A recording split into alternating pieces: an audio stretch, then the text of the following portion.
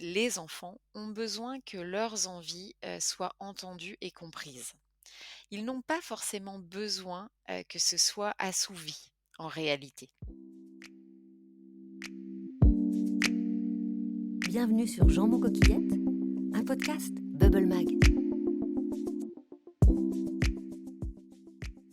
Volcaniques et souvent imprévisibles, les colères de nos enfants nous mettent à l'épreuve.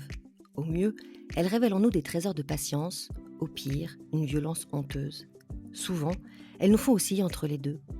Dans ce 15e épisode de Jambon Coquillette, nous recevons Stéphanie Couturier, psychomotricienne et sophrologue, et auteure de nombreux livres pour enfants et adultes sur les émotions. Stéphanie nous explique comment faire face à la colère de nos enfants et surtout comment les prévenir. Maman de 3 enfants de 1 mois à 17 ans et belle-maman de 2 autres enfants, ses conseils ne sont pas que pure théorie. Elle a eu en effet plus d'une occasion de les mettre en pratique. Bonjour Stéphanie, Bonjour Anne-Laure. qu'est-ce que la colère ? Alors la colère, c'est une émotion qui permet de s'exprimer en fait et de faire passer un message. Ça veut dire qu'il y a forcément un message et que ce n'est pas un caprice. Ça veut dire qu'il y a quelque chose que l'enfant veut dire. Alors il existe des caprices, mais il existe très peu de caprices à mes yeux. Ce qu'on peut qualifier de caprice, ça va être une colère, qui aboutit avec un manque de communication au préalable. On ne s'est pas suffisamment expliqué avec l'enfant et l'enfant va vivre une forme d'injustice qui nous paraît, complètement, folle. Par exemple, c'est, l'histoire du supermarché. On va au supermarché ou voilà et on remplit notre caddie, on passe devant des bonbons, on a envie de mettre des bonbons dans le caddie, c'est beau, c'est plein de couleurs, ça donne envie, on sait que c'est sucré et que c'est tellement bon et si on n'a pas eu une discussion au préalable avec son enfant sur, ce qu'on va faire au supermarché et ce qui va se passer, en tout cas, le déroulement de ce que l'on aimerait, bah, l'enfant peut ne pas comprendre parce que pour lui, c'est une injustice de ne pas pouvoir prendre ce qu'il aimerait puisque nous sommes en train de mettre ce que l'on aime ou en tout cas ce dont on a besoin dans le caddie. Il y a besoin en fait, on a besoin d'une discussion au préalable avec, voilà, on va aller, au supermarché, on va voir donc on va acheter de quoi, faire les repas à la maison, de la nourriture, des juste ou des produits. On lui explique et on dit à son enfant, on va passer devant, du chocolat, devant des bonbons, devant des jouets, mais ce n'est pas le moment pour ça. Les chocolats, on pourra en acheter à un autre moment ou, les jouets, c'est pour l'anniversaire ou enfin qu'importe, mais en tout cas, on explique à son enfant ce qu'il va voir pour le préparer aux émotions qui vont, arriver pour lui. Hmm. Mais est-ce que tous les enfants sont raisonnables comme ça ? Est-ce qu'il suffit d'expliquer pour qu'au moment où on passe devant les bonbons, il n'y ait pas de pleurs ou de demandes ou de colère ? Alors, je pense que tous les enfants, vraiment tous les enfants vont, être très sensibles à la discussion et à ce qu'on comment dire?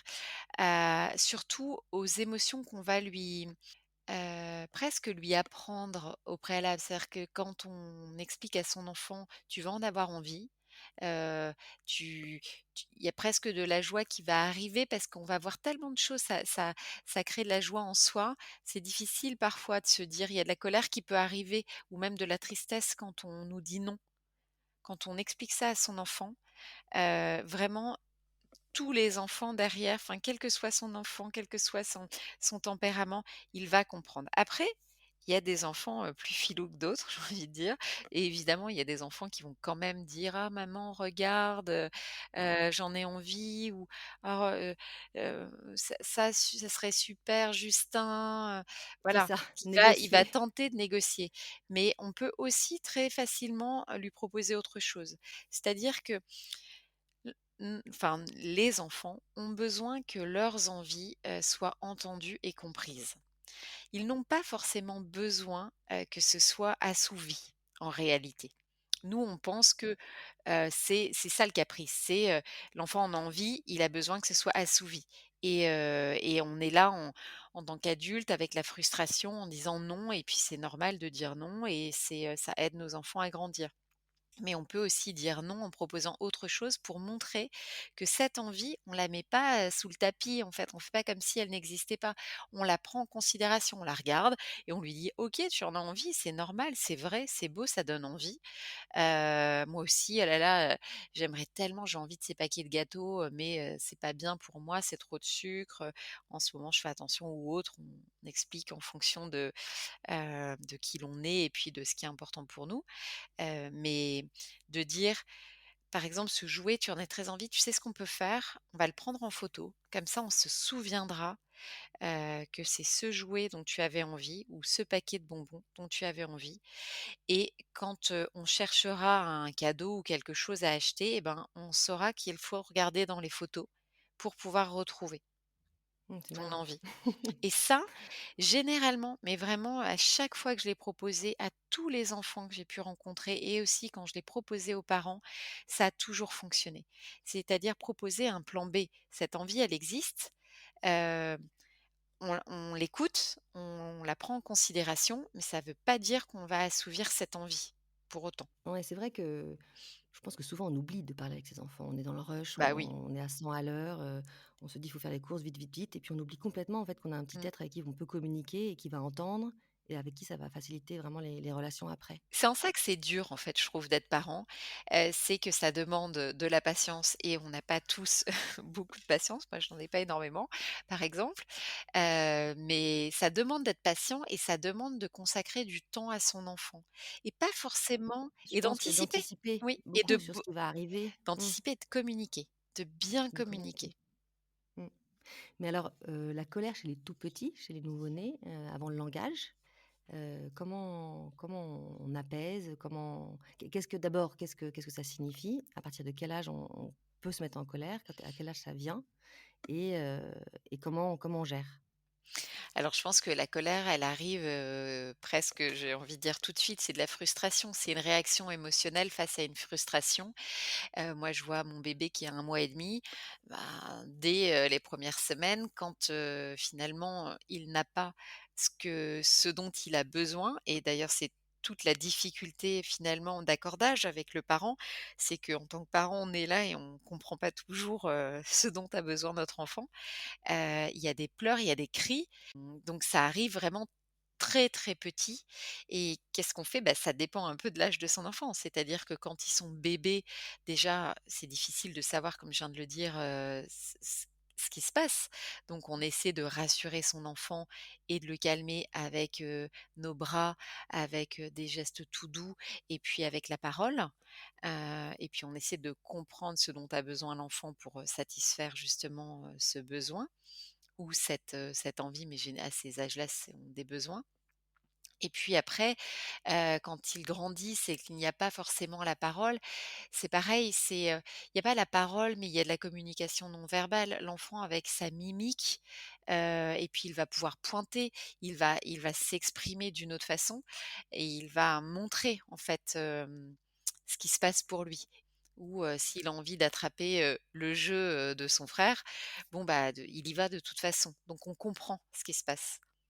Justement, ça, c'est très compliqué, la gestion des relations de fratrie et de: «Touche pas à mon jouet, c'est mon jouet et toi, et de dire: «Bah non, c'est celui de ton frère, tu peux pas y toucher». Enfin, comment ça c'est source souvent de colère, entre les enfants, et c'est souvent un peu, irrésolvable, hein.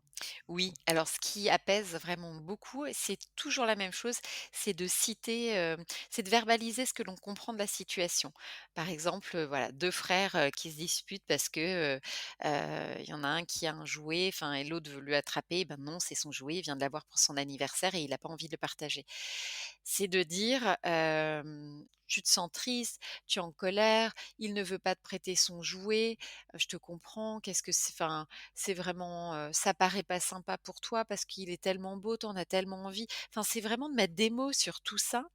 L'enfant quand il l'entend et finalement ce qu'il ressent sans pouvoir mettre de mots, sans même comprendre ce qu'il ressent. Mais quand on va verbaliser, quand on va mettre des mots sur tout ce qui se passe, ça souvent, très, très souvent, ça vient tout de suite apaiser l'enfant. C'est: «Ah Déjà, c'est» comment ça s'explique? Parce qu'on apprend en fait en lisant les livres que, le cerveau de l'enfant est immature, que oui. son néocortex n'est pas connecté, que, c'est les émotions qui priment, qu'il a pas la capacité à se raisonner et pourtant, mettre des mots le calme. Oui, parce que justement, on vient faire cette boucle, on vient faire cette connexion.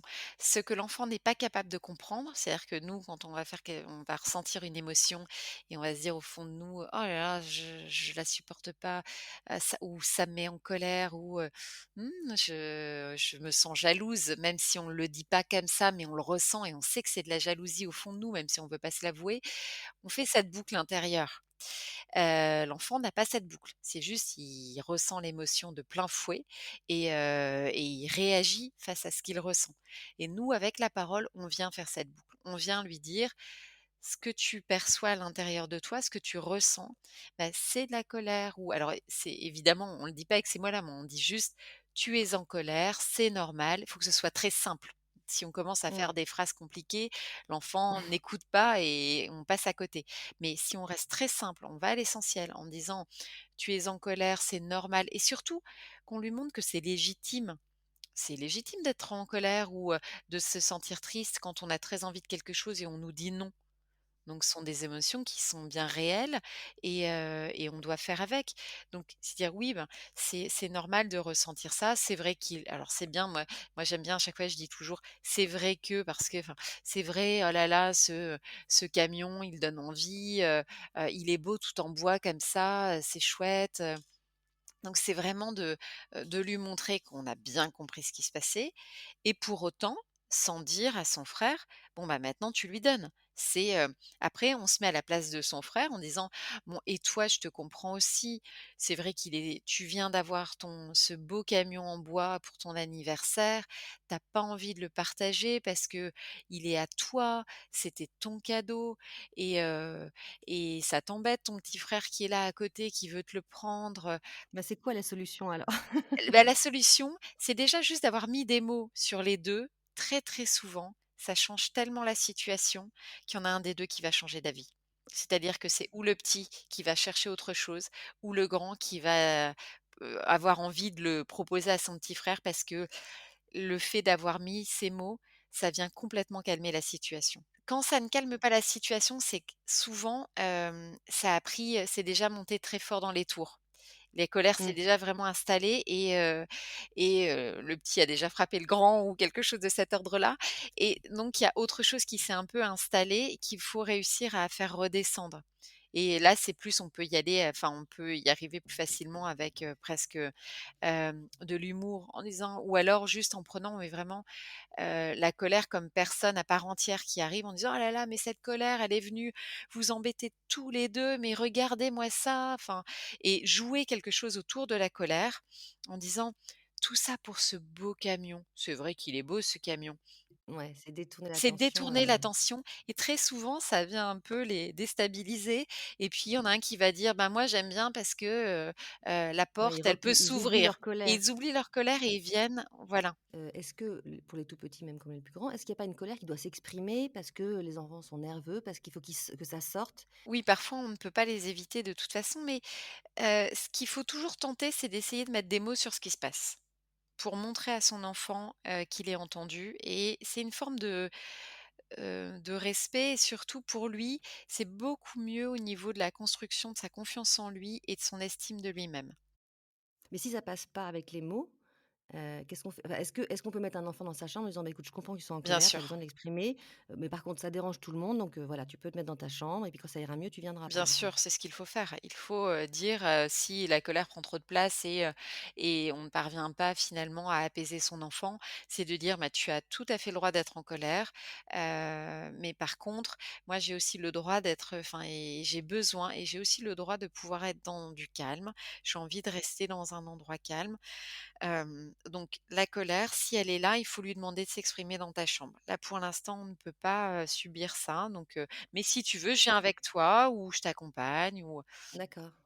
Mais ce qui est intéressant, c'est que tu viens de dire, ta colère, elle si elle veut s'exprimer, c'est dans ta chambre. C'est-à-dire que tu ramènes pas l'enfant à sa colère, oui. tu le distingues? Alors ça, c'est Mmh. très, très important. Ça fait vraiment partie, de ce que je répète continuellement. C'est qu'il faut faire très attention à ne pas confondre l'émotion et l'enfant.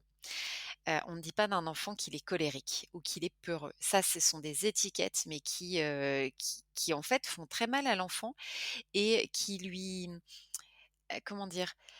qui ne lui donne pas confiance en lui. C'est-à-dire qu'il grandit en se disant: «Ah bah, moi je suis colérique» ou moi je peux le dire parce que j'ai entendu toute mon enfance que j'étais colérique et ma sœur a grandi en entendant qu'elle était timide. Mais moi j'ai mis du temps à comprendre en fait au fond de moi, je luttais un petit peu. J'ai grandi en me disant: «Non, je suis pas colérique». Puis en f si, j'avais quand même pas mal de colère en moi, mais je luttais un peu alors que évidemment, j'ai beaucoup travaillé sur moi, donc c'est plus facile pour moi de dire ça aujourd'hui. Mais bon, bah, voilà, aujourd'hui, j'ai compris que j'étais hypersensible, que mes émotions, c'était pas que de la colère, c'était parce que moi, j'étais très tiraillée. Je me disais, mais j'étais déçue parce que je trouvais que les gens enfin les gens, je parlais surtout de ma famille, voyaient pas forcément que, bah, j'étais très gentille aussi. J'étais, plus gentille que que par exemple ma sœur qui était calme et le côté colérique était, c'est presque associé à pas gentille et on est calme, on est gentille. Il y a quelque chose de cet ordre-là. Or, ça n'a rien à voir. On est traversé par des émotions. Bon, bah, quand c'est une colère qui passe, elle est grande, elle est forte. Quand c'est de la joie qui passe, elle est aussi intense. Quand c'est de la tristesse, on la sent bien passer. C'est toujours la même chose. Et après, quand euh, on est plus dans la retenue, dans l'expression de ses émotions. Bon, bah oui, quand la colère passe, parfois elle peut même être intériorisée et alors ça va donner de l'eczéma sur la peau ou des maux de ventre. Ma sœur qui manifestait peu d'émotions, alors qu'elle est aussi hypersensible, mais elle a une autre façon d'exprimer.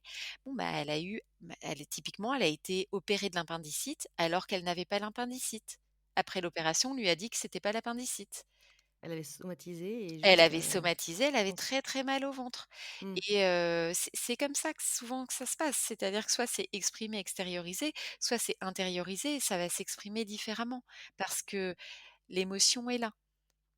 Mais ça veut dire, parfois on peut aussi avoir on le voit, hein, dans les fratries ou dans les copains qu'on a des enfants plus colériques que d'autres.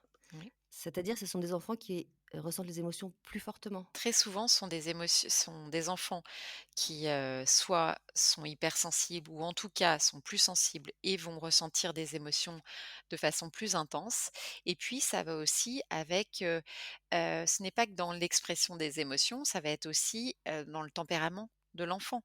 Si Oui. l'enfant, va justement plus extérioriser les choses ou pas. Mmh. Oui, oui, il y a pas que il y a je veux dire les enfants naissent avec leur personnalité Oui, à la naissance ah ça et c'est sûr. il faut aussi faire avec. Oui, Ouais. oui. Alors comment on fait quand les colères, nous mettent nous-mêmes en colère et qu'on n'arrive pas du tout à avoir cette attitude calme, posée? C'est pas toujours simple, hein, nous aussi on a nos émotions qu'on ne gère pas toujours. Qu'est-ce qu'on fait dans ces cas-là? Alors ça, c'est vraiment, c'est un grand sujet, je trouve. Ça me fait juste penser à quelque chose. Un jour, j'ai une de mes patientes qui m'a expliqué, qu'une grosse colère l'avait mangée dès le réveil et qu'elle était tellement grosse qu'elle avait mangé son père et sa mère au passage. C'était génial. Je l'ai écrit dans un de mes livres. Je trouvais ça mais tellement super de pouvoir exprimer ça de cette façon-là. C'était tellement juste et intelligent de la part de cette petite fille de me l'expliquer en fait si simplement. C'était très lourd en fait, pour elle. C'est une petite fille en effet qui était traversée par des colères, très fortes et je l'ai suivie très longtemps encore jusqu'à l'année dernière, parce que ça, c'était il y a des années. Hem et alors pour revenir à la question, ben, quand ça nous met nous-mêmes en colère, c'est souvent que ça nous cueille en pleine fatigue.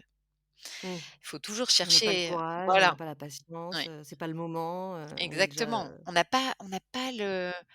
On n'a plus les ressources pour, se dire bon, essayer de se mettre à la place de son enfant, mais il faut toujours essayer de se dire: «OK, même très fatigué, il faut chercher à se mettre à la place de son enfant et tenter de comprendre qu'il ne peut pas gérer l'émotion, en fait, qui arrive». mais est-ce qu'il faut pas aussi, déculpabiliser et se dire: «Beh, il y aura des moments où je vais gérer, puis il y aura des moments où je vais pas Ah bah, gérer, bien sûr! c'est Ah pas non, non mais plus, dramatique et ça va pas traumatiser mon enfant». non, c'est pas dramatique. Ce qui est dramatique, c'est d'en venir aux mains. Ce qui est dramatique, c'est la violence, qu'elle soit, verbale ou physique. Ça reste quand même dramatique et il faut vraiment tout faire, pour que ça n'arrive pas. Alors je dis ça, j'ai déjà donné, des fessées à mes enfants, honte à moi, Rassure-nous. parce que je j'ai j'ai complètement pété les plombs. Je n'y arrivais plus et jusqu'à ce que mon fils un jour me dise, enfin c'est pas que ça arrivait souvent, mais un jour mon fils m'a dit, il avait dû l'entendre je sais pas où, mais que je n'avais pas le droit et et j d'ailleurs, c'était peut-être moi qui avais dit, en fait, tout simplement, mais moi j'ai entendu le pas le droit. Voilà, c'était ça, j'avais entendu le pas le droit différemment dans pas le droit dans la loi, mais j'avais bien expliqué qu'on n'avait pas le droit de frapper. On n'avait pas le droit Mmh. de dire des mots qui faisaient du mal et on n'avait pas le droit de frapper et donc quand je lui ai donné une fessée parce que je n'en pouvais plus, il m'a dit que je n'avais pas le droit. Mais moi je l'ai entendu comme pas le droit, la loi, tu es adulte et tu Ah tu oui. n'as pas le droit. Ça m'a glacée et à partir de là, je me suis dit: «C'est vrai, j'ai pas le droit, en fait» et non seulement j'ai pas le droit, je suis professionnelle de la petite enfance, enfin, ça arrivait rarement, mais c'était déjà arrivé et je me suis dit: «Non, mais en fait, ça, plus jamais». C'est-à-dire que même si je suis fatiguée, même si je n'en peux plus, je change de pièce, je vais me calmer, je lui dis: «Je n'en peux plus, j'ai une colère énorme en moi». Ce que j'ai fait après par la suite et d'ailleurs c'est devenu presque un jeu, je lui disais: «Ah là là, mais j'ai envie de» et je lui disais: «Non mais là je suis tu me mets enfin, ta colère me met tellement en colère, je suis tellement en colère, j'ai envie de tout jeter dans la salle, j'ai envie de renverser le canapé». En fait, je lui disais pas quelque chose, J où Pas je j'ai le envie de te mettais frapper, mais oui. voilà, je lui disais pas que j'avais envie de le frapper, mais je lui disais que j'avais vraiment c'était énorme en moi, c'était l'explosion et je l'imageais comme ça et je disais: «Je vais me mettre dans ma chambre, parce que là j'ai besoin de souffler un petit peu, là je suis très en colère, j'ai plus envie de te voir pour l'instant». Et ça a tout changé parce que ça lui a permis de voir que moi je réagissais comme ça et aussi lui donner cet espace, c'est-à-dire qu'avant, quand je lui proposais d'aller dans sa chambre, ça fonctionnait pas. Soit je pouvais l'accompagner dans sa chambre et comme pas mal d'enfants, il tambourinait à la porte ou alors, il hurlait, il me suivait, dans le couloir, enfin ça fonctionnait pas. Parce qu'il avait envie que sa colère soit collée à moi. C'est-à-dire que Mmh. il avait Et besoin contre de toi, c'est voilà, intéressant, sinon c'est il pas intéressant. il avait envie de la diriger. C'était pas juste, fallait la faire sortir et c'est ça le truc, c'est de réussir à dire à son enfant, «Cette colère, OK, elle est là, je la comprends» ou parfois on peut même dire: «Je ne la comprends pas. Je sais qu'il se passe quelque chose pour toi». C'est là où on peut parler de caprice aussi parfois, mais c'est de dire: je ne sais pas ce qui se passe, je ne la comprends pas» quand c'est le cas. Mais tu as le droit d'être en colère et tu as le droit de l'exprimer. Par contre, donc là, pour l'instant, tu as envie de la diriger contre moi parce que tu ne sais pas quoi en faire, mais il faut la diriger ailleurs parce que par exemple, je suis très fatiguée, je j'ai vraiment besoin d'être au calme, donc peut-être que tu peux la diriger sur ton coussin dans ta chambre, voilà. Mais tu as le droit, mais moi, j'ai aussi le droit d'être tranquille et dans ce cas, c'est soit on s'enferme dans sa chambre, enfin s'enferme, voilà, soit on le met dans sa chambre et on quelque part, on marque bien les espaces. Alors, il y a aussi, moi je trouve, avec mes enfants, c'est que, je garde mon calme, je garde mon calme et puis à un moment, ils continuent, ils me cherchent et là je crie et ils se calment. Oui. Comme si ils attendaient ce moment, où vraiment j'allais m'énerver et où, ça allait faire retomber la pression et que tant que je m'énerve pas, ils vont me chercher. Alors ça, c'est vraiment fréquent parce qu'ils ont besoin de voir la colère ailleurs que dans le ressenti. C'est-à-dire qu'ils ressentent quelque chose qui est insupportable pour eux Mmh. et c'est comme ils passaient le flambeau. C'est-à-dire qu'ils ont besoin que ça sorte, mais si ça sort et juste comme ça et quelque part, il y a pas de conséquences, la colère, c'est comme si la colère n'était pas entendue. Alors que quand le parent se met en colère, il y a vraiment, pas mal de situations, alors c'est pas systématique, mais il y a pas mal de situations où, en effet, l'enfant fait: «Ah! Ah bah, c'est ça, en fait, que je ressens. Et Inconsciemment, donc c'est ça» et ça donc veut c'est dire bon. qu'en fait, c'est la seule solution de se Non, mettre en parce colère, faut que que ça s'arrête. alors on peut dire: «Là, je sens que tu as beaucoup de colère. Tu as besoin que je sois en colère? Est-ce que tu as besoin que je me mette en colère?» Et là, on peut aussi le détourner en disant: Qu'est-ce que ça fait une maman en colère? Si on a une feuille sous la main, on peut se dire: «Viens, on va dessiner une maman, très en colère» et puis on lui fait des cheveux dans tous les sens. Enfin, on détourne. Ce qui fonctionne bien la plupart du temps avec les enfants, c'est vraiment de détourner le sujet. Alors c'est de lui montrer, on détourne pas sans avoir, verbalisé et lui avoir montré qu'on a compris ce qui se passait ou dit enfin ou qu'on n'a pas compris d'ailleurs, mais au moins montrer qu'on prend en considération l'émotion qui est en train de s'exprimer. ce que tu disais tout à l'heure. Voilà et après Mais ça marche pas toujours chez les ados. Enfin, non, chez les moi, je pense ados, qu'il y non. a il y a 2 choses qu'on distingue. Il y a les enfants, voilà, les Oui, petits-enfants et puis les adolescents. les ados, c'est Parce que autre chose. tu as 2 adolescents, tu as un petit Ah un oui, mois et moi demi, c'est ça? j'ai, alors, nous on est il y a 5 enfants à la maison, et on a, on va dire, 2 vrais ados et puis 2 pré-ados qui commencent quand même à rentrer un petit peu parce que je mon fils, Orphée est en sixième, ma belle-fille Paula est en quatrième et puis après nos 2 grands sont en première. Ah oui, Voilà donc et après on a un petit bébé, qui vient d'arriver, voilà. c'est ça, tu as tous les âges. Donc j'ai tous les âges. J'ai tous les Alors comment âges. tu gères la colère des ados? C'est autre chose? C'est un grand travail d'équilibriste. Je trouve de toute façon l'éducation, que ce soit avec, des plus petits, mais c'est je trouve ça évidemment plus facile avec des plus petits, qu'avec des ados. Parce qu'il faut réussir à, trouver l'équilibre entre, leur faire passer le message et leur faire confiance. Et on a tendance à faire passer quand on fait passer le message, c'est toujours assez péremptoire. Tu dois faire ça, sinon, tu vas te planter ou et puis après c'est: «Je te l'avais dit». Enfin, tout ça, ça fonctionne pas, en fait. Il faut qu'on leur fasse confiance parce que, en réalité, Imposer marche heu, pas. ça fonctionne pas et puis ils ont besoin d'apprendre par eux-mêmes et s'ils Oui. doivent passer par, même si enfin, par des échecs et ben, c'est leur histoire, en fait. Tu poses quand même des interdits, des non, des ça c'est la règle et tu Oui. respectes, Il y a des règles qui ne bougent pas. Le téléphone, chez nous, le téléphone pour les 2 grands, doit être dans l'entrée à 22:00 et il y a plus de téléphone dans les chambres, à 22:00, c'est dans l'entrée et très longtemps, je les mettais dans ma chambre d'ailleurs. Hem et ça, il y a pas de problème. Voilà, après ils ont des «corvées» entre guillemets à la maison, chaque jour, il y a quelqu'un qui doit mettre la table et débarrasser, tout ça c'est assez, réglementé et puis, mais ça se passe bien. parce que je discutais, c'était intéressant avec une responsable de crèche et qui était assez, vindicative sur la parenté positive en disant qu'on avait mis les parents au même niveau que les enfants, enfin les enfants surtout au même niveau que les parents et que du coup il y avait plus de hiérarchie, il y avait plus de oui de règles imposées ou de faire comprendre à l'enfant que c'est un enfant, que c'est pas encore un adulte et que les adultes ont le droit de décider des choses. Oui, alors moi c'est pareil, hein, c'est-à-dire que la parentalité positive, je ne peux pas dire alors j'ai mon bébé qui se réveille, C'est mignon. je vais le prendre avec moi. La parentalité positive, je comprends tout à fait cette directrice de crèche parce que c'est très souvent, utilisé, pas comme on l'aimerait. En réalité, la parentalité positive, ça ne veut pas dire qu'on laisse, toute, la possibilité aux enfants ou aux ados et qu'on va se mettre au même niveau. La parentalité positive, c'est beaucoup de communication. Ce sont aussi beaucoup de règles, qui sont établies et qui doivent être, respectées. C'est juste que ces règles, on les explique réellement aux enfants. C'est surtout pour moi, hem, un regard qui est nouveau et une communication qui est bien meilleure. Mais ça n'empêche pas, le cadre et les règles et surtout, le respect, en fait.